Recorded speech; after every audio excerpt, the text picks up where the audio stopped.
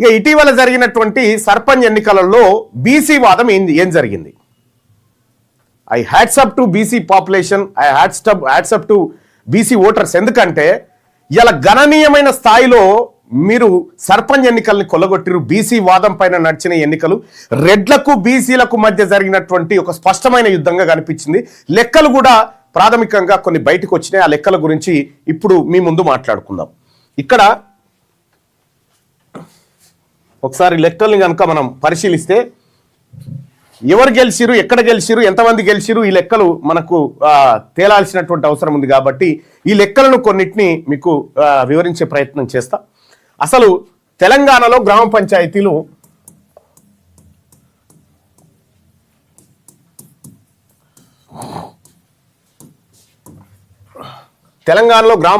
ఎన్ని ఉన్నాయంటే 12,760 గ్రామ పంచాయతీలు ఉంటే ఈ 12,760 గ్రామ పంచాయతీలలో ఎన్నికలు జరిగింది మాత్రం 12,702 గ్రామ పంచాయతీలకు ఎన్నికలు జరిగినట్టుగా తెలుస్తా ఉంది.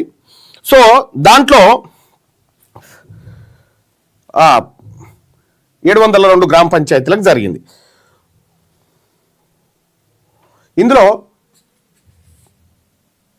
1211 ఏకగ్రీవమైనవి. 1211 ఏకగ్రీవమైనవి. ఇక్కడ ఏకగ్రీవమైనవి. ఇక మిగిలిన ఎన్ని అనంటే 11,491 గ్రామాలకు ఎన్నికలు జరిగినాయి. 11,491 గ్రామాలకు ఎన్నికలు జరిగితే ఇందులో బీసీలు ఎన్ని గెలిచిరు, ఎస్సీలు ఎన్ని గెలిచిరు, ఎస్టీలు ఎన్ని గెలిచిరు, ఓసీలు ఎన్ని గెలిచిరు, ఈ లెక్కలు చూసుకుంటే కంప్లీట్గా ఎస్టీ గ్రామాలు ఉంటాయి.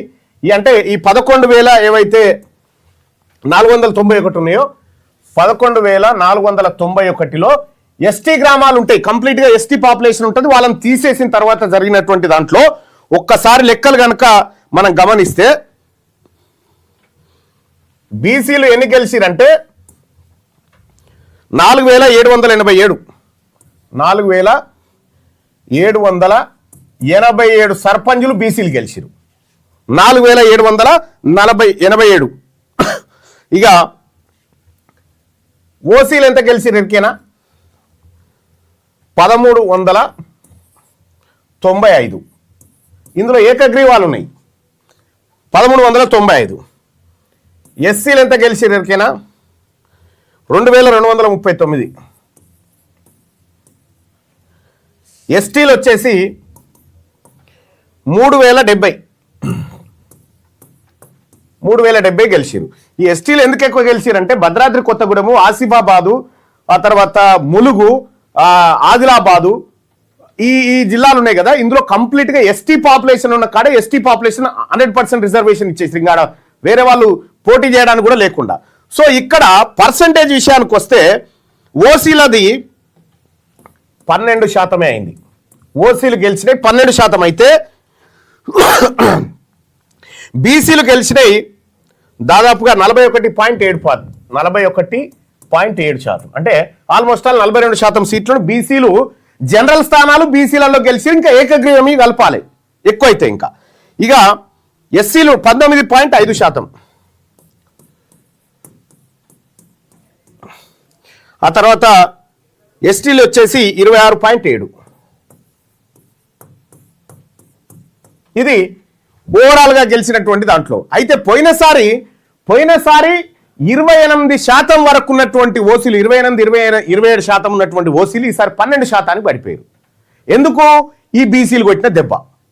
ఈ గ్రామీణ ప్రాంతాల్లో బీసీల ఓట్లు బీసీలకు వేసుకోవడంతో ఈ దెబ్బ గట్టిగా దాకింది. అయితే ఈ అగ్రవర్ణాలన్నీ కూడా ఒక ప్రయత్నం చేసినాయి. ఏంటి? ఏకగ్రీవాలలో కొట్టుకోవాలని. ఏకగ్రీవాలలో కొన్నిసార్లు బెదిరించి మీరు చూసిరు కదా, బీసీలను ఎత్తుకపోయి మూత్రం దాయించిన ఘటనలు ఉన్నాయి కదా అనేకం. సో ఆ సందర్భాలలో ఏకగ్రీవంలో కొద్దిగా జ్వరపడ్డారు. ఏకగ్రీవం కాడ డబ్బులు ఇచ్చుకున్నారు. కానీ వాస్తవంగా జరిగినటువంటి ఎన్నికలలో బీసీలు మెజార్టీ స్థానాలను కొల్లగొట్టిరు. 4,787 మంది సర్పంచులు బీసీలు సర్పంచులు అయ్యారు. ఇగో ఇది కదా మార్పు. ఇక్కడ 28% ఉన్నటువంటి బీసీలను 12% తీసుకురాగలిగింది ఈ బీసీ ఉద్యమం. తెలంగాణ రాజ్యాధికార పార్టీ క్లియర్గా నినాదం ఇచ్చింది, ఈ ఎన్నికల యుద్ధం రెడ్లకు వెలమలకు మరియు బీసీలకు మధ్య జరుగుతున్న రాజకీయ యుద్ధం అని చెప్పింది. రేపు ఎంపీటీసీ ఎన్నికల్లో కూడా దీని డాటా కంప్లీట్గా పడిపోవాల్సినటువంటి అవసరం ఉంది. సో ఈ రకంగా జరిగినాయి ఇవి సర్పంచ్ ఎన్నికలు.